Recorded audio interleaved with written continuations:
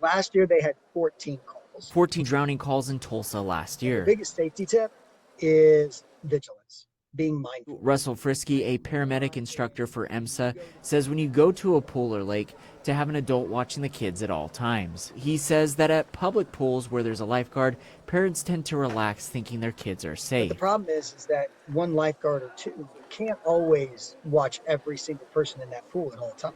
He says there's a lot of misconceptions about what drowning looks like. We perceive it to be loud. Frisky says the misconception is that you will hear someone struggling. He says that typically these drowning events are not loud. It's silent. He says a lot of these drownings start with someone opening their mouth to take a breath while underwater. And water rushes in. He says that when water rushes into their mouths, their airway shuts. So they can't get any noise out to say, hey, I need help. He says that closing of the airway doesn't last long. It'll open back up and that water will rush into the lungs. Frisky says that when the water rushes into the lungs, there's no gas exchange for oxygen, making them unable to breathe. He says the biggest thing for parents or caretakers to look out for is stillness of a child. Typically in pools, that's abnormal. He says if you see stillness of a child and they're not being active, that's the warning sign that they could be drowning, and to get them out as soon as possible. Ryan Stockett, News Channel 8.